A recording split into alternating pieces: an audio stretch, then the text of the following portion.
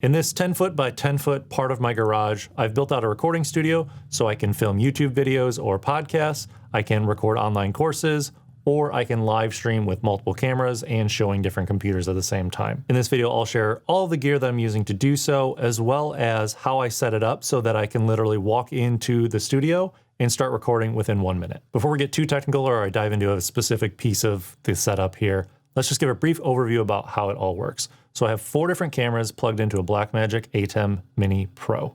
This enables me to have 4 HDMI cameras into there, and I can either use them as a webcam when I'm doing a live stream or plugged into a TV here.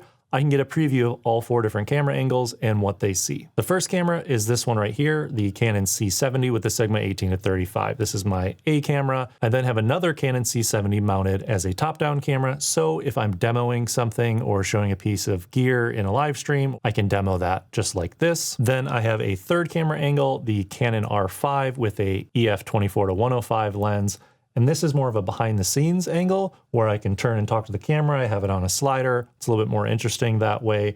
And it's just looping back and forth. And I would use this more as a casual Q&A during a live stream, maybe bring my podcast mic in front of me and record that way as well. And then the fourth camera I have is more of a behind the scenes angle. I've used this one as a countdown timer for when I'm going live, or just to kind of describe the setup I have going on here with my switcher and my stream decks and my audio devices and things like that. And that's a GoPro Hero 7 just mounted on top of one of my monitors. When I'm recording a video for YouTube or maybe an online course, I can record internally to the different memory cards on the camera. But if I'm doing a live stream, I can also have all 4 of those cameras fed into the Blackmagic ATEM Mini Pro and use that to switch between the different camera angles when I'm live. But this can also be used when I'm being interviewed on a podcast, or I'm just on a Zoom or Microsoft Teams call, having a conversation with somebody. I can switch over to another camera, demo them, maybe a prototype of something I'm working on for SwitchPod in a higher quality than just,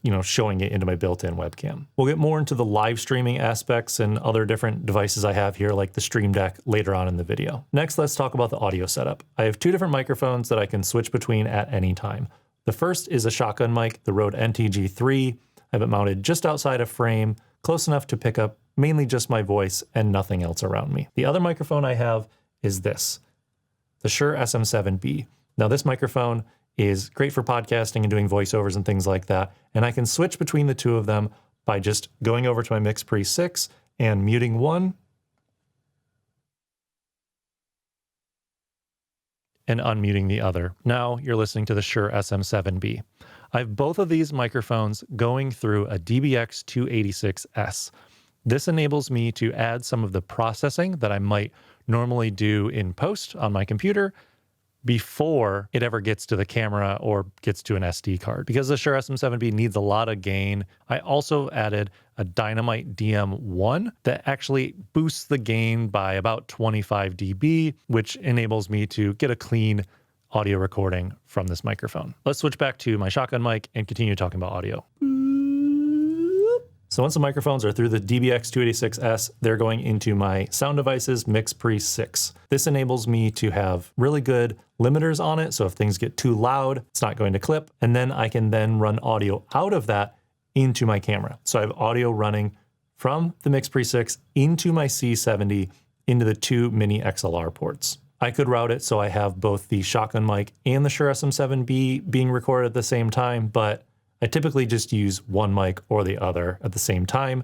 And then the really high quality audio that comes from the Mix Pre and has already been compressed and things like that through the DBX is recorded into the C70, or it's output from the C70's HDMI cable into the Blackmagic ATEM Mini Pro. And then that audio is what people will hear during the live stream. Because with the ATEM, you can choose which microphones on which cameras are brought in and are able to be heard. Then I just need to make sure that the microphone is switched to on for that HDMI input on my switcher. One feature I don't really use of the ATEM Mini Pro is the ability to plug in an external hard drive, and then whatever angles you're switching to will get recorded directly on that hard drive. Maybe I'll play around with this for a way to do multi-camera switching for pre-recorded videos, but it limits at 1080p, and I have cameras that film in 4K, so I tend to do all my editing in post that way. But it is really nice to have a full screen. This is a 40-inch TV I've had for 13 years, just in the background there to give me a preview to make sure all of my cameras are on, the exposure is correct, the audio is coming through them. I can make sure to see what they see. And I can also go to a full screen view to make sure the framing is okay, make sure things are in focus, get a little preview of what I'm doing. Bigger screen enables me to do that. This video is sponsored by Canva. If you're looking to make professional looking animated graphics for your YouTube videos, live streams, or social media posts, look no further than Canva. Canva makes incorporating videos into any design a breeze. They have animated templates designed to move for Facebook videos, TikTok end frames, Instagram stories, and YouTube intros. You can even use their library of stock photos and videos. Go to www.canva.me/Caleb or use the link below in the description to get 45 days free of Canva Pro. Now you might be asking why so many monitors? Well, first of all, you don't need this many. I have two here on the left side of me, one that's in a horizontal orientation, one that's in a vertical orientation. Usually there are documents or comments, other live stream things that I need open on the left screen. And on the right screen, this is the one that I would screen share. So if I was demoing how to use Premiere Pro or doing a slide presentation or something like that, I would have all of that right here while I'm talking to the camera, and I can just barely turn to the left and show that. Now I have a laptop here because sometimes I will actually live stream something from the laptop so that that can run a little bit better. And it's just another HDMI import that I could run into the ATEM Mini, or I can actually run it directly into my computer as another webcam. So I'm using another Blackmagic device, the Ultra Studio mini recorder, and this enables me to plug in an HDMI input from my laptop into my computer, and it shows up as another webcam. Sometimes I also plug in my iPad Pro into my Mac so that I can draw on something as a demo during the live stream too. I also have a monitor mounted above my camera. This is the OC 4K T7 monitor. It brings in a really high quality image. It's super bright. And basically what I put that through is a third output from my Mac Pro computer. In a normal setup, I would just display whatever that camera is showing. But in this setup, I use it for two things. First, I'll put my outline or my notes just above the camera so I can kind of see them in my peripheral. The second thing I use the monitor on top of my camera for is when I go live, I make sure that that is showing what everyone else that's watching can see. So here's what I mean. So in my Stream Deck, I have different presets for what people will see. So if I'm showing a demo of a website, for example, here I'm showing switchpod.co, this way I can see what the live stream is showing at all times. So just out of my, just out of my vision, I can tell whether or not I'm showing the right thing or which guest I'm showing or if I'm on camera. So it enables me to know what the internet is seeing, which would be separate than what the Blackmagic is showing, because the Blackmagic is really just showing the four cameras I'm using, and I pull that into ECAMM Live as a webcam. ECAMM Live has all these different scenes set up so that I can switch between different views, basically, of showing my laptop screen or showing my desktop or showing me and my screen or what have you. When I'm live, I use a Stream Deck and a Stream Deck XL to do a lot of the things like camera switching, changing what people are going to see, bringing in calls to action overlays, going live, hiding comments, all that kind of stuff directly from my Stream Decks. Let's talk about lighting a little bit. I use aperture lights throughout this area of the studio and then a couple Philips Hue lights in the background. My key light is the Aperture 120D Mark II. My hair light is the Aperture LS1. And this kicker light over here lighting up that shelf is the Tri-8C from Aperture. On my fourth light, just kind of giving some ambience, I do have the Aperture lantern attached to that one. I like to have all Aperture lights because not only are they great and they are balanced color-wise, but I can control all of them with a small remote. This little remote is just great for turning on specific lights. So I have my key light set to A, I have my backlight set to B. The other light here I have is just lighting up the shelf a little bit so it's not too dark.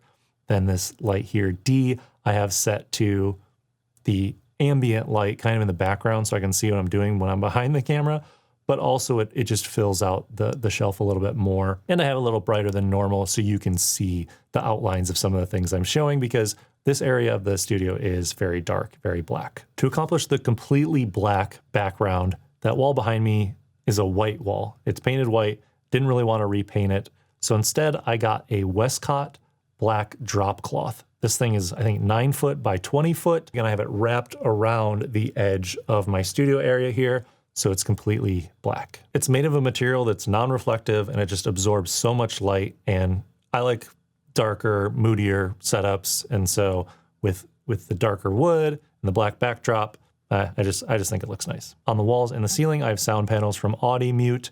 These really cut down on the echo in this part of the garage that I'm filming in. Another audio related thing is that when you are live, you might want to actually listen back to something you're playing to the audience to know when it finishes or that the volume level is okay. But you don't want that to be played out of a speaker and picked up by your microphones, or you don't want to be wearing big bulky headphones. So I have a pair of in-ear headphones that I use to make sure that I can hear what's going on with my computer, but it doesn't really look like I'm wearing headphones. I put it on the shadow side of my head. Most people can't tell. But I also have that audio cable split into a pair of Sony MDR7506s that I can listen to back if I'm trying to see if the audio sounds okay or I'm just in kind of consumption mode. All of this is sitting on top of the IKEA Carl B countertop. Then I have some drawers underneath on the right to store some things like a clapper and, a mirror to make sure I look okay. I didn't go with a standing desk or a tool workbench or something like that could go up and down because kind of wanted everything to just be permanent and locked down so it doesn't wobble back and forth. That's a big problem I have with standing desks is they usually have a little bit of a wobble.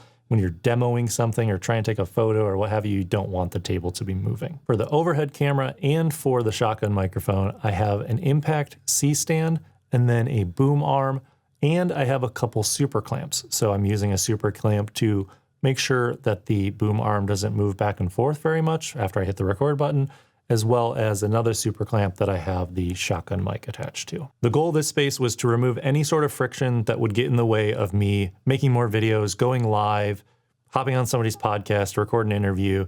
Anything I do to make content, I wanted it to be completely barrier-free so I could just walk in and hit record. Now, this setup is definitely overkill. It's more than it needs to be, but you kind of have to scale up before you can pare down to the essentials of what you end up using. I've linked to all the gear that I've mentioned in this video down below. And if you want to see the desk that I actually do my video editing at, and I'm actually sitting at most of the time, you can watch this video right here. Also, please consider subscribing to the YouTube channel. We're about to hit 50,000 subscribers. And if you want to learn how to make better videos, consider joining. Cheers.